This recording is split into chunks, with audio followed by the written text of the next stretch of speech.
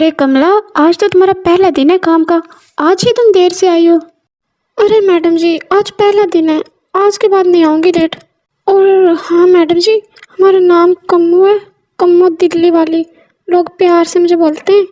आप भी यही बोलना मुझे आज के बाद। अच्छा ठीक है, ज़्यादा बातें ना करो और काम शुरू करो। एक तो मुझे समझ नहीं आता, इनके घर में गंद तो होता नहीं है, मगर इनको नौकरानी चाहिए। तो ये है कमला, जिसको हर चीज़ में नुक्स नज़र आता है। नौकरानी कम महारानी ज़्यादा लगती है। अरे ओ मैडम जी, आपके घर में तो ज़रा भी गंद नहीं है, किधर से सफाई करूँ मैं? ये सुन के राधा को गुस्सा तो बहुत आता है, लेकिन बेचारी क्या कर सकती है। दिल्ली में तो नौकरानियों का मिलना इतना मुश्किल है, ऊपर से उनके नखरे बर्दाश्त करने पड़ते हैं भाई। किचन में बर्तन पड़े हैं थोड़े से, वही धो दो अगर आपको मुनासिब लगे तो। राधा भी तंजिया बोलती है कमला को। अरे कम्मो, मेरा सर दर्द से फटा जा रहा है, ज़रा चाय तो बना दो। अरे राधा मैम, मेरे को चाय बनाना तो नहीं आता, लेकिन दिल्ली में कमला के हाथ की कॉफ़ी बड़ी मशहूर है, अगर वो पीनी है तो बना देती हूँ। हाय बेचारी राधा, गुस्से से कमला की बात सुन के वहाँ से चली जाती है। अरे राधा जी, क्या हो गया? इतने गुस्से में क्यों लग रही है मुझे? पहले नुकरानी ना मिलने की टेंशन थी, अब नुकरानी मिल गई है तो इसकी भी टेंशन है। अरे करण जी, इससे तो बेहतर था हमें नुकरानी ना ही मिलती। तो इस कम्मो ने तो मेरा दिमाग खराब करके रख दिया।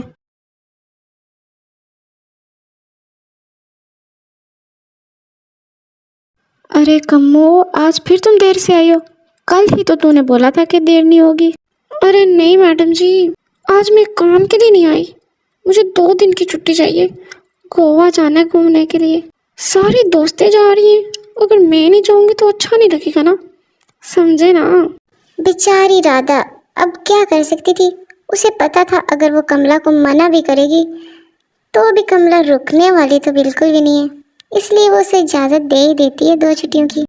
अरे राधा जी, आप काम कर रही हैं कमला की तरह? वो महारानी तो गई है घूमने के लिए गोवा में, वो भी अपने दोस्तों के साथ 2 दिन की छुट्टी पे, इसलिए मुझे ही करना पड़ रहा है घर का काम। एक दिन करण और राधा शॉपिंग के लिए बाहर जा रहे होते हैं तो राधा कमला को बोलती है, कमला, मैं और साहब जी बाहर जा रहे हैं शॉपिंग के लिए, और हाँ, हम खाना भी बाहर से खा के आएंगे, हमारे लिए मत बनाना और अपने लिए बना लेना तुम। अरे मैडम जी, अब मैं अपने लिए क्या खाना बनाऊंगी? मेरे लिए भी आते वक्त बर्गर शर्गर लेके आई हो। करण और राधा कमला की ये बात सुनकर वहाँ से चले जाते हैं। एक दिन कमला अपना काम छोड़कर टीवी देखने के लिए बैठ जाती है, जिस पर राधा उसे डांटती है कि इतने में राधा की दोस्त पिंकी भी वहाँ आ जाती है। वो राधा को इतना गुस्से में देख उसे पूछती है, अरे राधा क्या हो गया, इतने गुस्से में क्यों?